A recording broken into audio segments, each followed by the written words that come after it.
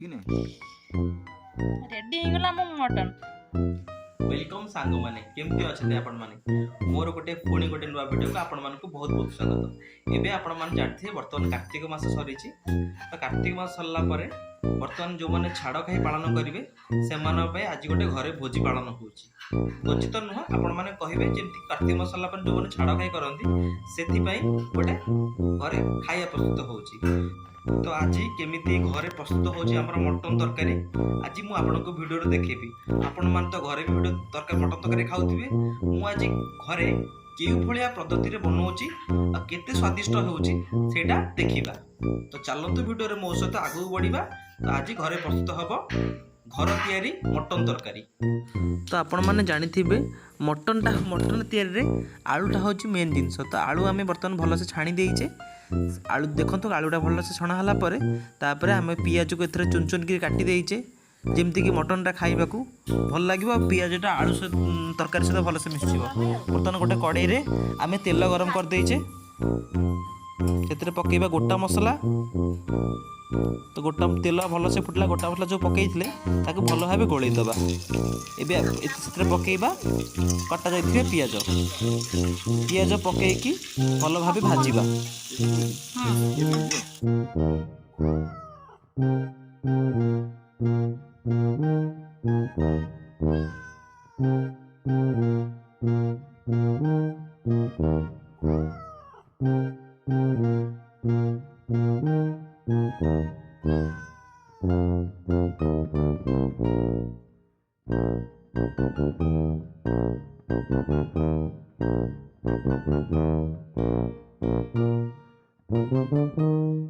तो पियाज जल्दी होगापी से किसी लुण पकई देचे।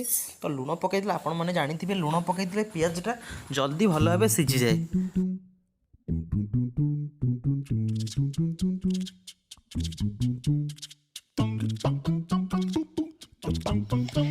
तो ये आम ए पकईदे मटन जो मटन आम काटिकी रखीदे से बर्तमान पकईदे। पियाज भल ब्राउन कलर हो आसला तो सांग मैंने आपण मैंने जानी पियाज है अदा रसुण पकई करा जाए कि जेहेतु आम गोटे निआर उपाय मटन तरकारी करुचे से पियाज ब्राउन है से मटन आड कर देछि।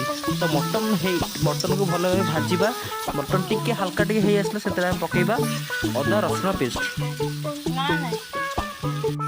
देखो तो सांग मैंने बर्तमान मटनटा पियाज भल भाव भाजी हो गला जिते यही प्रोसेस कलर हो से पकईबा अदा रसुण पेस्ट।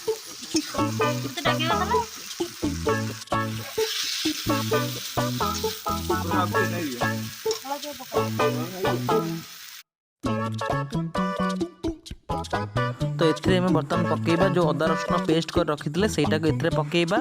सेटा पकई सारा पर मटन को आउतरे भल भाव गोलैबा।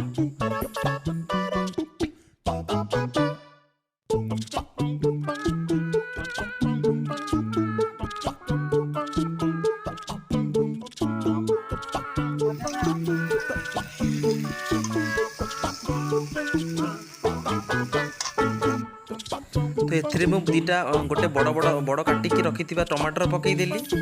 टमाटर मटन रे कहीं पकाती किंतु मुझे निरा कर चेष्टा कर टमाटर पकेले काले भल हम से टमाटर पकई दूँ। तो से पकईबा बर्तमान लंका गुंड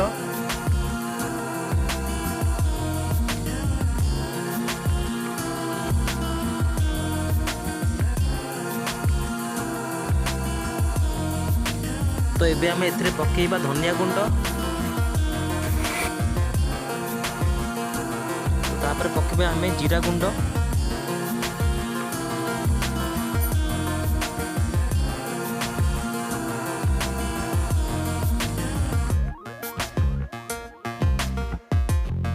एबे जो मसला सब पकई से भल भाव गोलई देबा। मसला जिते मिसिबो मटन सहित तो सेते खाइबार स्वाद आसीबो।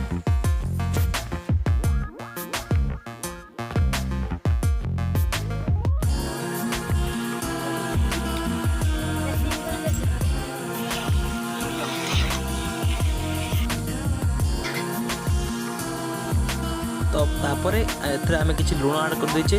आपण माने मन रखिबे प्रथम लुण पड़िथिला आपण सेही हिसाब रे बैलेंस करके लुण पकेइबे। तो मटन सीझा मटन मसलाटा आम हो गला तो मटन सीझा आम ए किसी हल्का टिके पानी देचु जो मसला गुड़ा पकई से मसला मटन सहित भल भाव मिसीज तो जेते राग हो नाला मुझे आउ टे लंका गुंड आड करी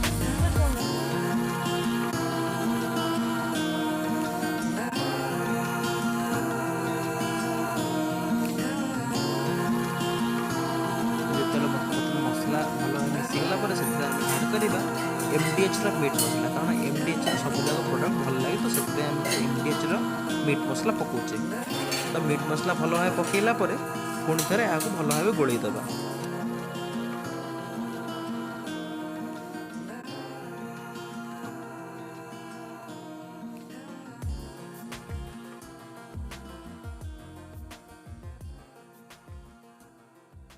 तो ये आउ टे पानी मु आड कर पानी आड करने फल मटनटा भल भाव सीझ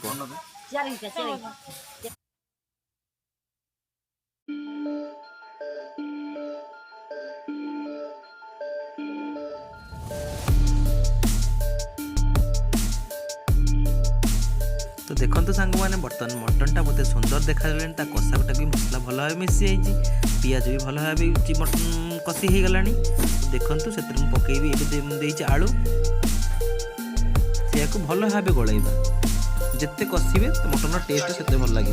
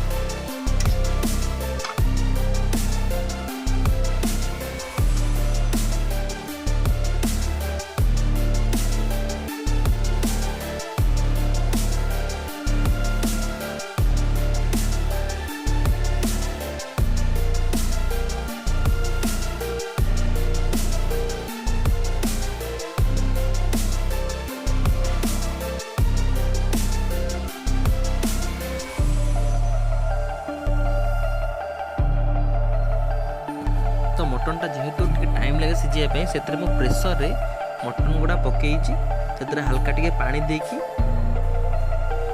तो 4टा सीटी आसा पर्यंत मुझे प्रेसर रे बसैबी तो प्रेसर सीझी मटनटा टिके टाइम लगे जेहेतु से प्रेसर कारण कड़े रे बस टाइम लगे जल्दी करने मुझे प्रेसर रे बर्तमान सीझौची।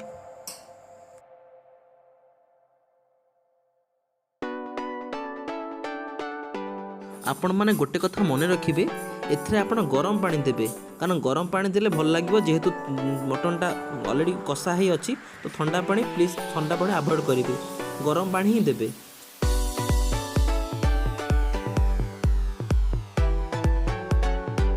तो बर्तमान देखो मोर तो कड़े पानीटा भल भाव गरम करदेली पानी गरम हो गला परे सेतरे मु जो पानीटा गरम हेटा पकईदेवी।